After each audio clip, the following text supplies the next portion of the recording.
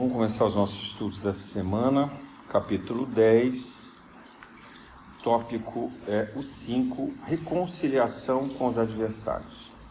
Bom, quase nenhum de nós tem esse problema, né? É uma coisa simples, fácil de resolver, né? Então aqui é bem-aventurados os misericordiosos. É curioso isso, né? Porque Kardec coloca a reconciliação com os inimigos por intermédio da misericórdia. Mas a misericórdia é algo que a gente sempre associa para Deus. Então, Deus é misericordioso, então eu não preciso ser. Né? Deixa para Deus. É difícil ser misericordioso. Se tem uma coisa difícil na evolução espiritual, a gente aprender misericórdia. E isso é tão sério, que o autor, o filósofo, o pensador que mais falou sobre isso foi Maquiavel.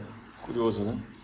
Maquiavel, que é considerado aquele que instruiu o príncipe a como agir da forma mais sorrateira, né? Da forma mais voltada para os interesses dele mesmo e se manter firme no poder. Mas ele mesmo disse assim para o príncipe: olha, é importante que você também seja misericordioso, porque um rei, né, um governante que é misericordioso, ele é amado e respeitado pelos seus súditos. Quer dizer, ele não estava ali falando de uma regra de ouro. Não era porque ele queria dizer que o príncipe tinha que ser bondoso, generoso, correto, ético, não era isso. Mas veja, até mesmo quando a gente pensa nos interesses, a misericórdia é importante. Mas não é dessa misericórdia que o Espiritismo fala no Evangelho, né? Por isso que ela é difícil, porque ela tem que ser uma misericórdia verdadeira. Ela tem que ser uma misericórdia que ela reflete o perdão. É alguém que está desperto, sabe que o outro errou feio, errou grave. A gente tem uma mágoa, né? A gente se sente ofendido profundamente por isso, mas porque a gente está desperto, então a gente tem um pouquinho de consciência a mais do que o outro, a gente tem que ser capaz de ter por ele a misericórdia. Bom, a proposta do Evangelho é para as nossas relações em geral. Então isso vale desde as relações familiares, as relações de trabalho, as relações de amizade, o convívio social em geral, mas vale também para as relações espirituais. E talvez até na casa espírita, esse perdão espiritual tenha uma força mais destacada. Por quê? Porque vem a figura do obsessor. E não dá para falar tudo sobre obsessão hoje, mas a gente também já sabe um pouco sobre isso. Na obsessão, ela começa por um sentimento de vingança, de revanche. Alguém se sente ofendido, permanecendo na espiritualidade, vendo o outro encarnado, se acopla a esse que está encarnado e tenta fazer de tudo para prejudicar a vida. Ele tem vários graus de obsessão, vários níveis de maldade que podem ser feitas. Isso é entre um espírito desencarnado e um encarnado.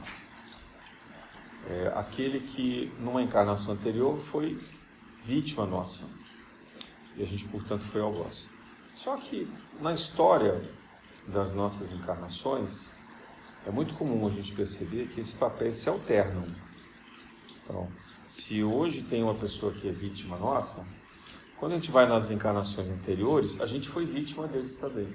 Quer dizer, quando a gente está nessa troca de maldade, de fazer o mal, né, a gente costuma alternar os papéis.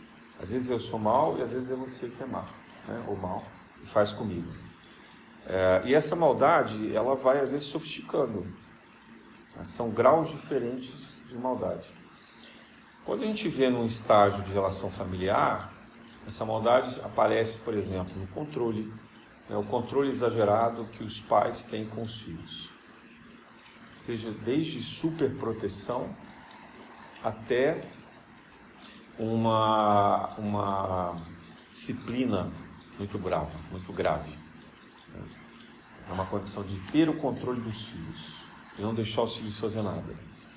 Sempre criticar, sempre mostrar que o filho está errado, e depende do conselho do pai ou da mãe, né? Ter o castigo, Isso é muito cruel, mas isso é do humano, né? A gente faz isso, infelizmente. Talvez menos hoje do que se fazia nas gerações passadas, mas a gente ainda faz.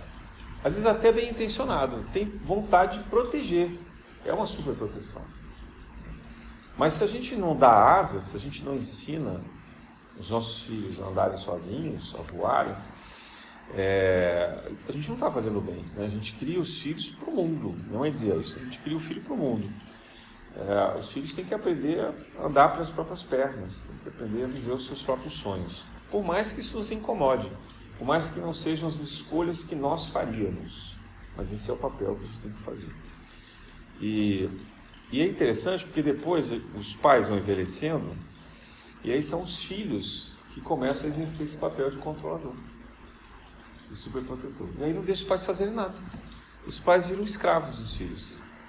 Né? Porque tudo o filho critica. Não, mas você vai sair? Como assim você vai sair? Imagina se você vai sair.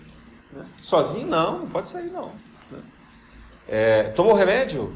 Está aqui a lista de remédios. Já foi no médico? Né? Assim, aquela coisa... É ruim isso, né?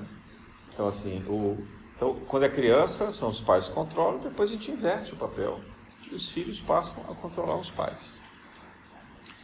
E as escolhas, tanto os filhos quanto os pais, né, são difíceis. Porque dificilmente são as mesmas escolhas que nós faríamos. E nos incomodam muito.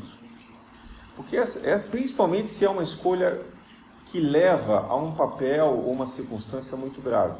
Uma escolha que leva ao desequilíbrio, uma escolha que leva à frustração, que leva à dependência, né, de algum remédio, de droga, de qualquer coisa, de cigarro, de bebida, o que for. Né? A gente fica de um lado um papel de impotência, de não poder fazer nada para mudar essa relação que nós temos com os filhos ou com os nossos pais. Né? E por outro lado, a gente tem também uma mágoa, porque a gente diz assim, mas eu te amo tanto, e você não consegue entender e corresponder a esse amor. Então, e às vezes esse sentimento de amor frustrado é muito pior do que até o sentimento de um controle não correspondido.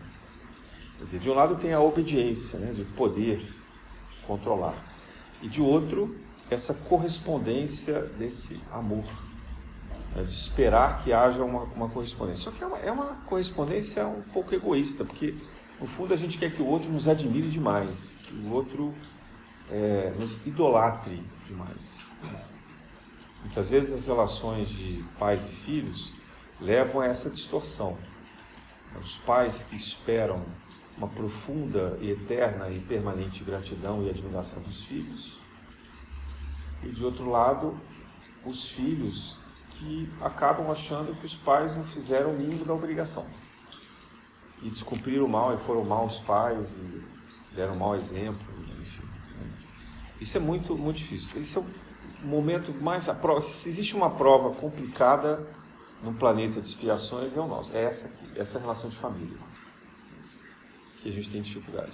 E para piorar, a gente escolhe os relacionamentos românticos e aí, nesses casamentos, a gente também carrega ou o controle excessivo da relação, ou então essa carência de retribuição de um amor idolatrado.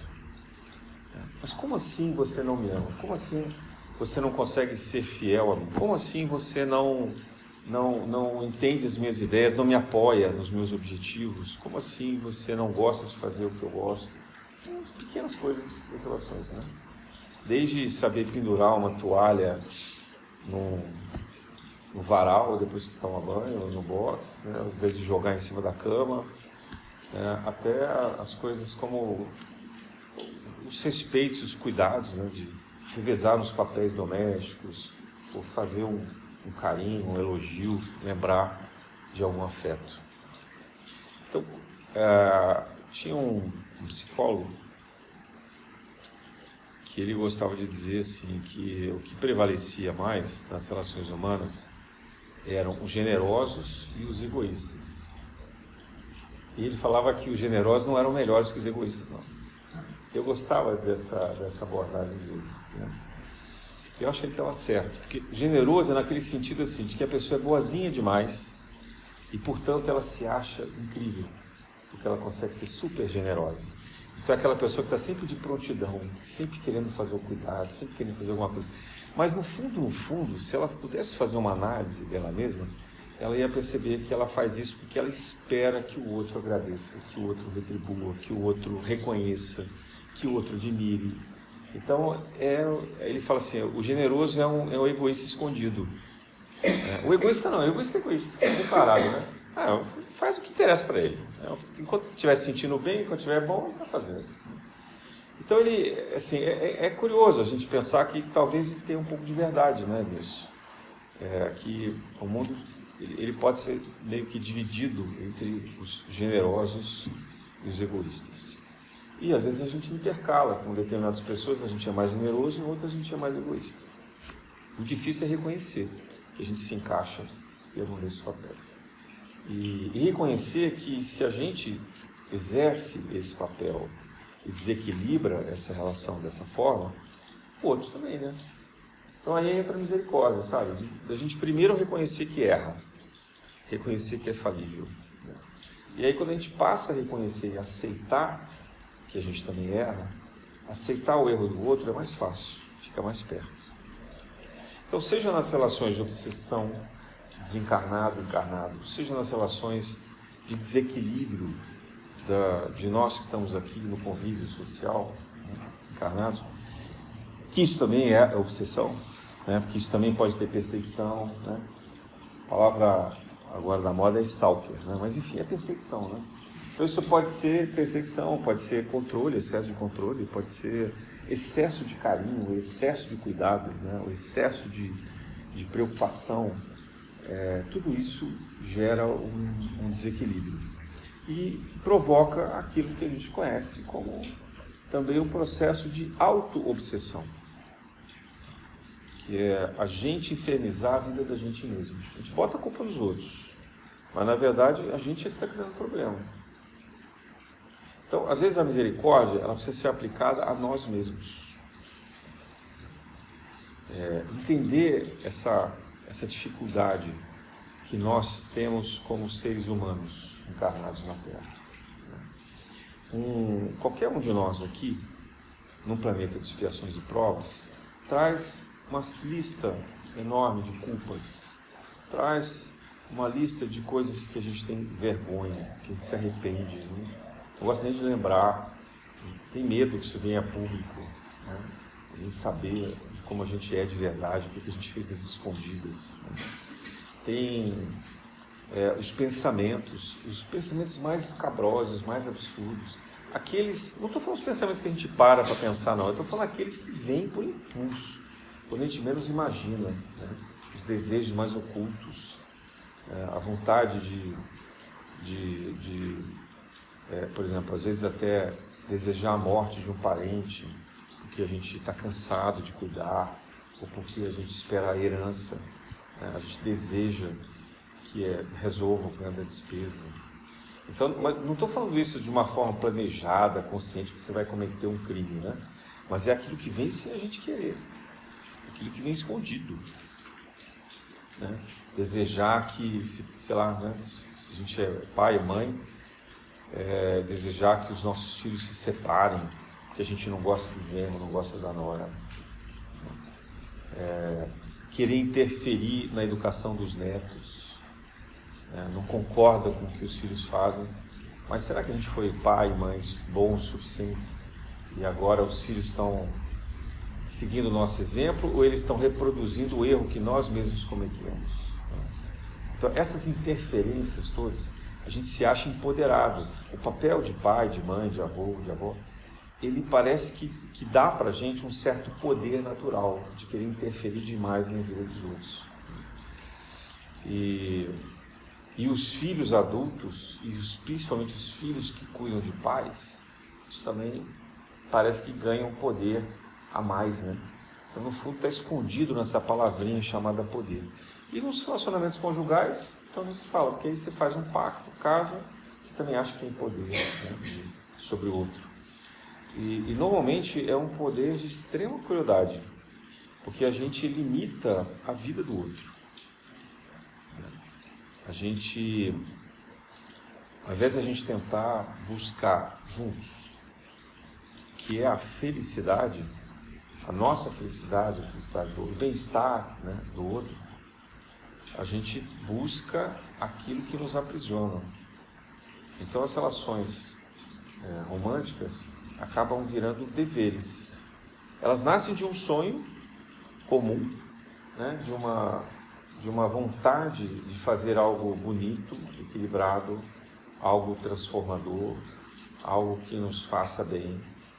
Normalmente tem essa paixão que estimula os hormônios, né, que trazem o agrado da sexualidade, que trazem a possibilidade da gente expressar esse sentimento de forma física, emocional, psíquica, né, até espiritual.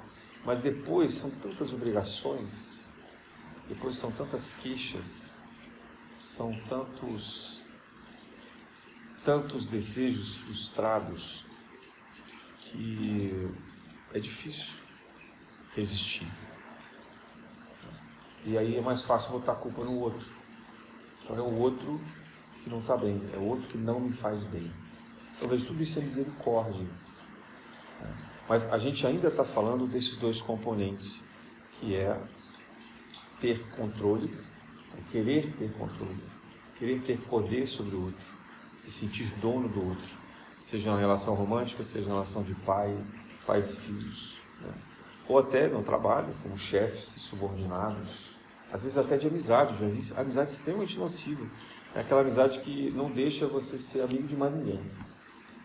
Então, se você é a melhor amiga ou o melhor amigo, você não tem espaço para outros, né? Gera ciúme, gera inveja, assim, não deixa a pessoa ter relacionamento amoroso, porque vai quebrar a amizade. Ah, não casa não, porque se você casar, você não vai mais poder encontrar com a gente não vai fazer viagem junto, não vai fazer programa. Quer dizer, tudo isso é doentio, mas é do ser humano. Nós, humanos encarnados, nós temos essa necessidade doentia desse controle, de querer decidir pelo outro o que é melhor para ele, de achar que a gente enxerga melhor o que o outro precisa, né? E querer impor esse desejo, essa vontade.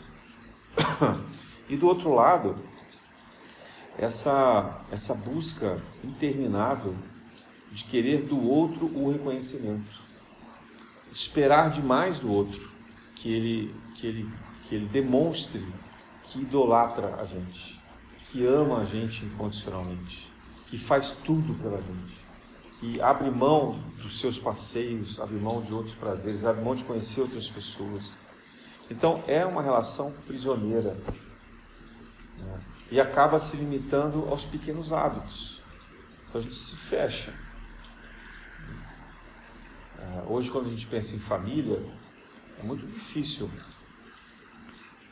ver um momento em que a família se permite fazer coisas saudáveis juntas. Então, se você senta à mesa para comer no domingo, você faz por obrigação. Já está pensando, caramba, não vou poder jogar futebol, hoje tem almoço de domingo, né? Ou não vou ver o futebol, ou não vou sair com as minhas amigas, ou não vou, sei lá, passear no shopping, ou não vou à praia. Quer dizer, virou obrigação, tem veneno, né? Porque onde é que está o amor nisso? Então, mas porque a gente tenta criar o ritual. Não, tem o almoço de família, tem o jantar de família, tem o evento tal. Então, isso vai minando as relações. Porque no início, não sei se vocês lembram, mas assim, a gente fica com os outros porque a gente gosta. Quando o filho nasce, a gente está ali porque a gente gosta, né? A gente carrega filho para cima e para baixo, dá trabalho, o filho chora, tem que trocar fralda, tem que dar comida. Leva assim, né? Tem gente até que compra carro enorme para poder levar tanta bugiganga lá no porta-malas, porque não é? Carrinho, mais sacola, mais não sei o que, leva leite de reserva, leva outra coisa que a gente carrega de bebê, né? Fralda. Então, quem pode, às vezes, compra carro grande para poder carregar isso tudo, mas faz isso com prazer, faz sorriso, né? Mas depois isso vai virando obrigação, né? O casamento é a mesma coisa. No início, então, não tem o ritual, né? Você tem os momentos gostosos de estar junto, as relações familiares. E quando os pais ficam idosos e os filhos cuidam, aí fica muito penoso também, né? Isso vale para animais também. Estou aqui falando das relações humanas, mas a gente vê muito descuido com o animal. O animal chega em casa, é uma beleza, novinho, filhote, cheirosinho, bonitinho, né? Aí vai crescendo, tem que sair 4 vezes por dia, passear, né? Leva no veterinário, compra ração, compra tapetinho, não sei o quê, já gasta uma fortuna. E aí já começa a olhar para aquele cachorro e falar, meu Deus do céu, né? Será que eu devia ter pegado esse cachorro? Não devia, será que eu dou para alguém? Então, as relações são de utilidade. Era essa palavra que eu queria chegar. Como é que pode ter misericórdia se o que a gente olha para o mundo são as nossas utilidades? Se o que os outros nos oferecem, o que a vida nos oferece, é aquilo que me é útil. E só tem valor o que é útil, enquanto é útil. Então não dá para falar em misericórdia nisso. Né? Se o nosso olhar para o mundo é de utilidade, se a gente quer do outro que ele nos devolva algo, que ele nos preencha do vazio existencial que a gente tem, e a gente quer que ele seja obediente para que a gente então se sinta valoroso, né, potente, forte, então isso é utilidade, está errado, né? Está errado. Mas como é que a gente muda isso? Mudando a gente mesmo. Será que a gente precisa desse controle? Será que esse controle nos faz feliz? Será que de fato a gente não consegue conviver sem querer controlar o que o outro vai fazer? A gente quer controlar qual é o cardápio do outro, qual é a roupa que o outro vai usar, qual é o programa de televisão que vai assistir, né?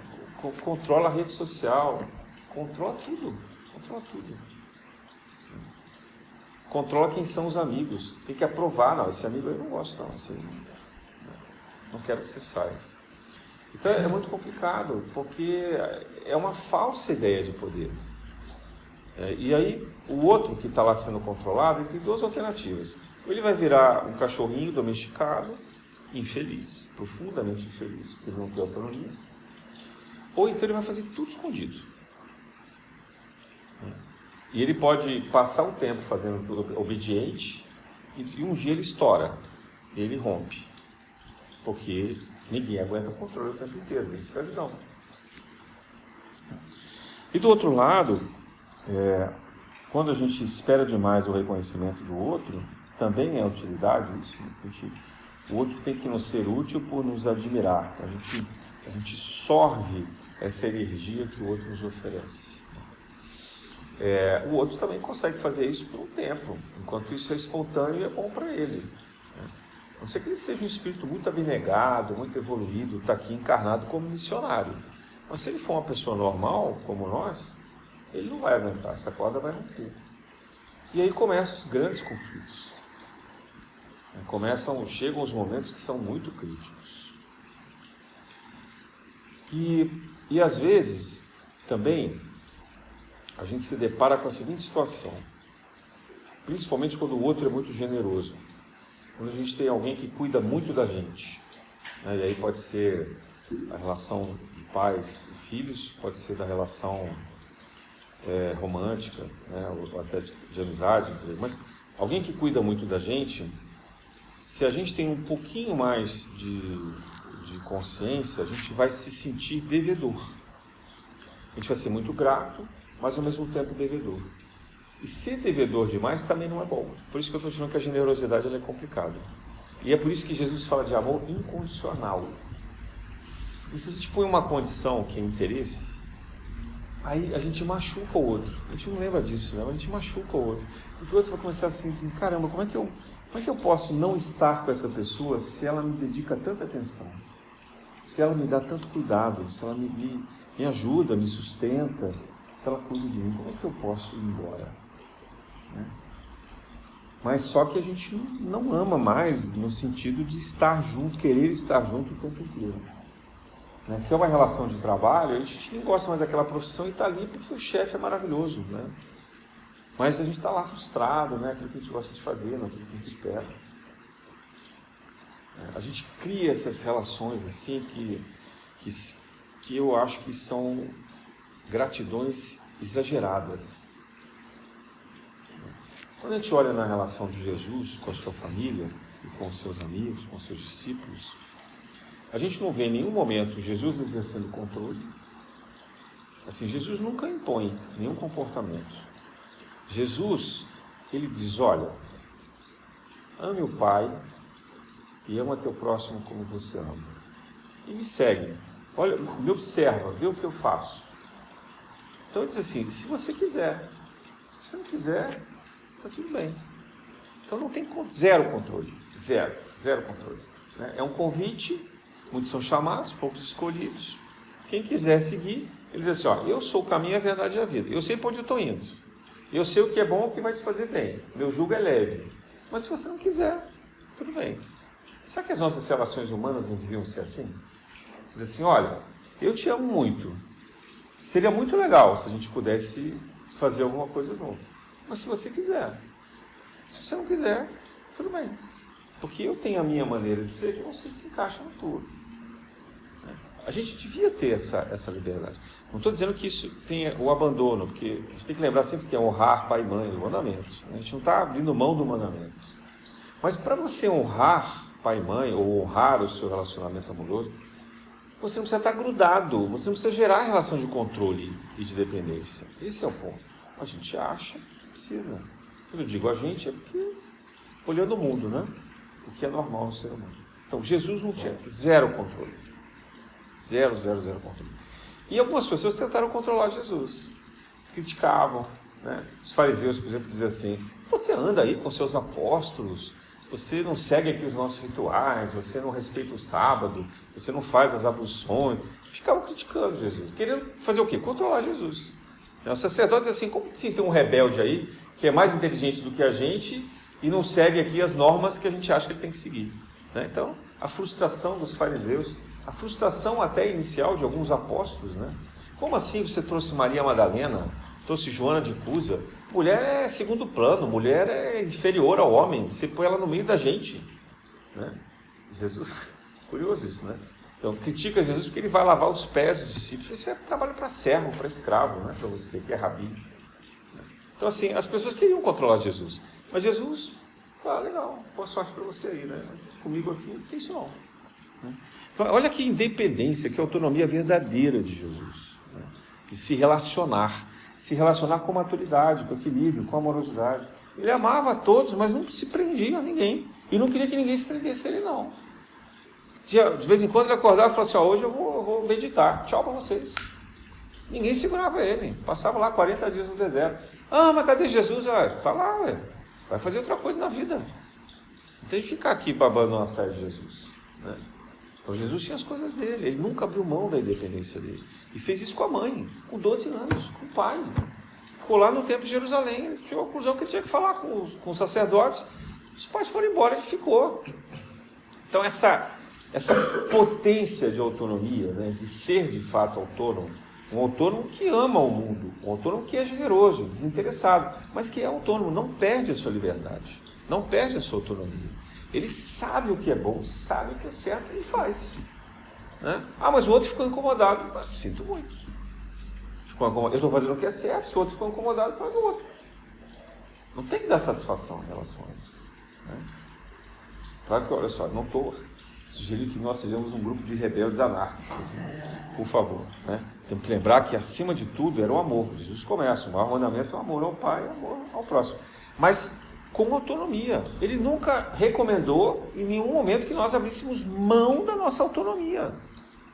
A autonomia tem que vir em primeiro lugar.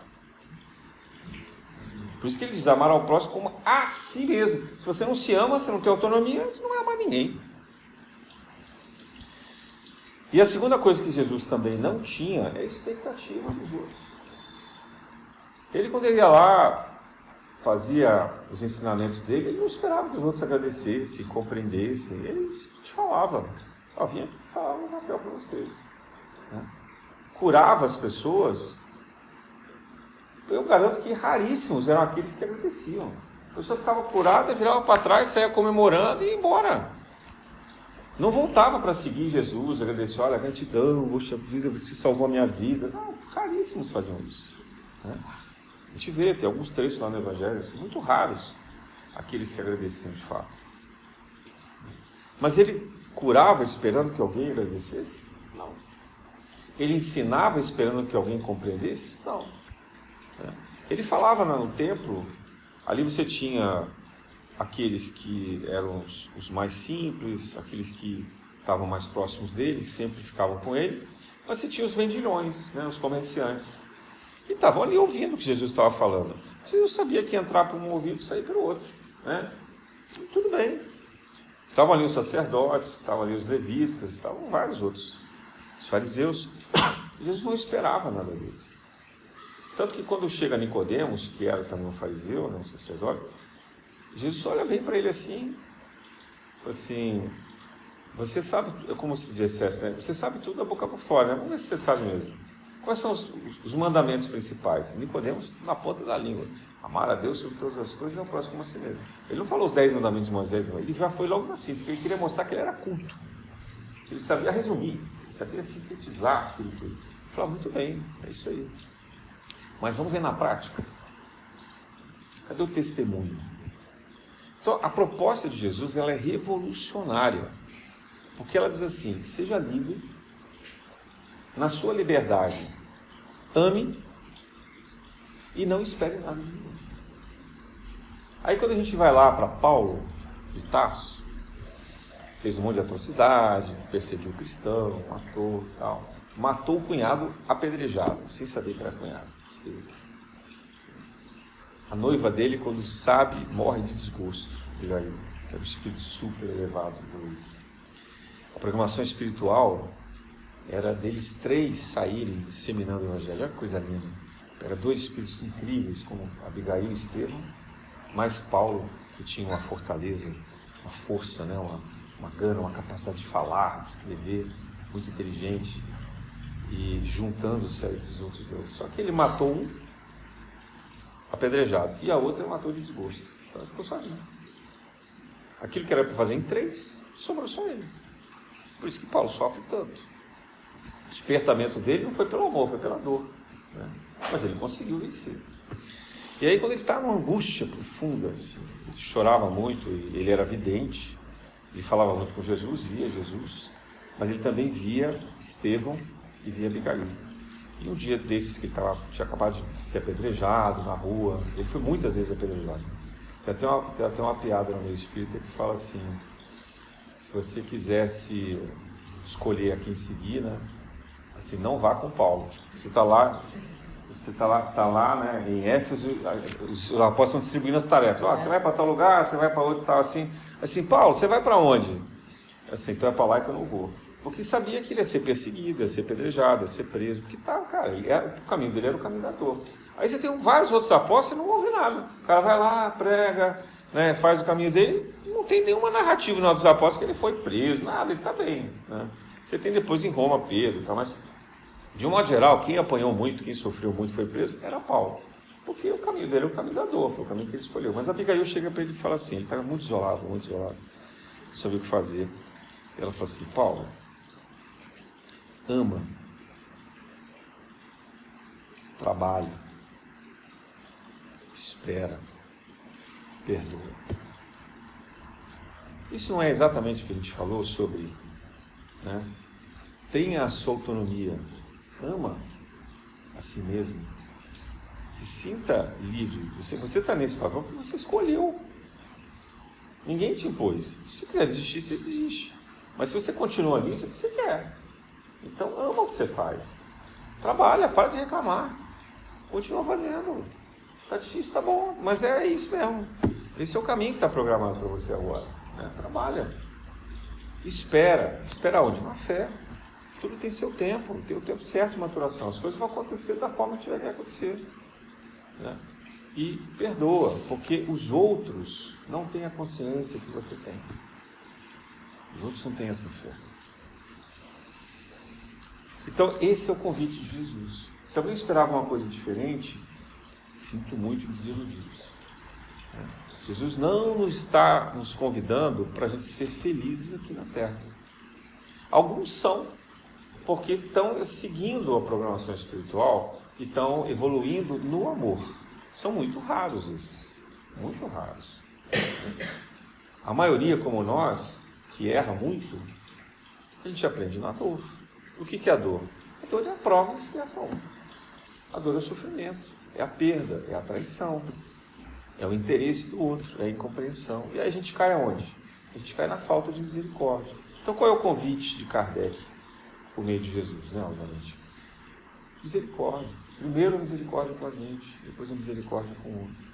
Então, ter misericórdia por a gente mesmo é ser capaz de ter autonomia, ser capaz de ser livre. Mas essa liberdade que ama, não é uma liberdade perversa. Não é uma liberdade que não tem limites. É uma liberdade que ama, mas que é feliz, que se permite ser feliz. Se permite a felicidade, se permite o sonho, se permite estar em contato com a natureza, estar em contato com as pessoas. Ser capaz de viver essa liberdade plena. Amando a Deus, todas as coisas ao próximo a si mesmo. E esperar nada do outro. Então, Abigail não fala assim, olha, espera, não é espera no outro, é espera em Deus. Se você tiver que esperar alguma coisa, reconhecimento, admiração, né, amor incondicional, espera isso de Deus e dos seus propósitos muito elevados. Espera isso do seu guia espiritual, que está com você 24 horas por dia há vários anos, muito antes até de você encarnar. Então desse você pode esperar o amor incondicional, né, de outros mentores que te acompanham, esperar daqueles que são os grandes mediadores de Jesus, medianeiros de Jesus.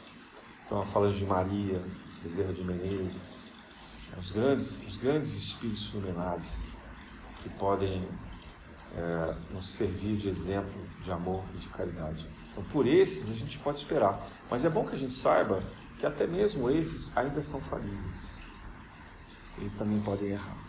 Só não erra o Cristo Jesus. Então, espera principalmente em Deus e em Jesus. Então, ama a si mesmo. Ama o mundo, a natureza, o próximo. Ama a Deus. Espera em Deus. Mas trabalha. Né? Chega de ficar aí procrastinando. Trabalha, bota a mão na massa. Corre atrás. Né? Dá a oportunidade das coisas se realizarem. Planta, ceifa. Né? E por último, a gente ser capaz de ter a misericórdia. O perdão. O perdão para a gente, mas também para o outro. Porque quando a gente entende que a gente erra, que a gente falha, fica mais fácil aceitar como o outro erra. E aí, acho que as coisas vão ficar mais leves na nossa casa, no nosso trabalho, no nosso convívio em geral. Né? Porque o outro passa a nos atingir menos, você diminui a expectativa do que o outro vai fazer por você. Você está dando um conselho, cumprindo o seu papel de pai, de mãe, ou de filho, cuidando de um idoso. Eles não querem obedecer, cara, você fez o seu papel. Não tem como mudar o mundo, não dá para abrir a cabeça e fazer a pessoa ser diferente. Né? Continua fazendo com amorosidade, joga mole em pedra dura, tanto bate até que fura. Dá exemplo, tudo bem. Mas exigir que o outro mude, a gente tem que ser capaz de aceitar essa escolha. Esse é o livre-arbítrio. Se Deus permite, por que a gente seria diferente? Então é aceitar no outro do jeito que o outro é. E esperar menos do outro. A gente faz o nosso papel. Se o outro vai fazer ou não, é problema dele. Né? E se a relação não estiver muito boa, porque o outro nunca faz, porque ele é muito egoísta, então repensa a relação. Mas não pelo abandono, não pela falta de cuidado, não pelo desrespeito.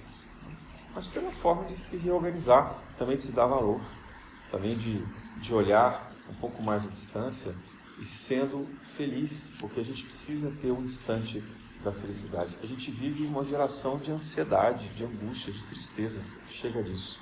Não tem nada a ver com a mensagem do Evangelho de Jesus. Amemos com liberdade e esperemos menos do outro, mais em Deus. Graças a Deus.